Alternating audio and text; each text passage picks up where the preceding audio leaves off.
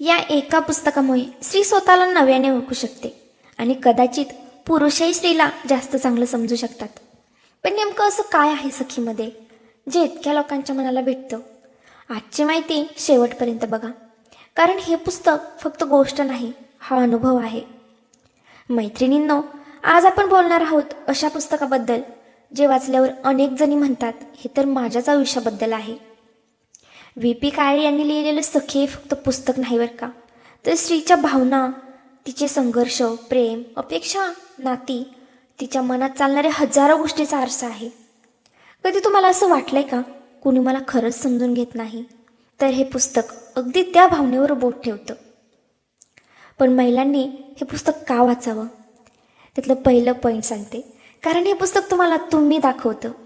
घर, जबाबदाऱ्या, नाती सांभाळताना अनेक महिला स्वतःलाच विसरतात आणि हे पुस्तक स्वतःकडे परत बघायला भाग पाडतं. दुसरं म्हणजे आत्मसन्मान म्हणजे नेमकं काय? नेहमी ॲडजस्ट करायचं की स्वतःलाही महत्त्व द्यायचं?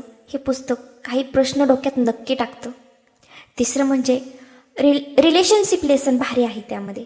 प्रेम, गैरसमज, विश्वास, इमोशनल अटॅचमेंट आणि काही वेळा सायलेन्ससुद्धा किती बोलकं असतं ना, हे यातून जाणवतं. चौथं म्हणजे इमोशनल मॅच्युरिटी मिळते. प्रत्येक नातं परफेक्ट नसतं, पण स्वतःला हरवून न देता जगायचं कसं हे शिकायला मिळतं. पुस्तकातून काय शिकायला मिळतं तर स्वतःवर प्रेम करा. प्रत्येक नात्यात संवाद महत्त्वाचा. स्वतःची किंमत कमी समजू नका. भावनिक ताकद म्हणजे फक्त रडणं नाही, उभं राहणं असतं. आणि एक शॉकिंग गोष्ट सांगू, हे पुस्तक फक्त महिलांनी नाही पुरुषांनीही वाचायला हवं. कारण कदाचित त्यानंतर त्यांना महिलाचं इमोशनल वर्ड जास्त समजू शकेल. जर तुम्ही सखी वाचलंय का? वाचलं असेल तर कमेंटमध्ये एक वर्डमध्ये रिव्ह्यू द्या. आणि अजून वाचलं नसेल तर एकदा चान्स नक्की घ्या.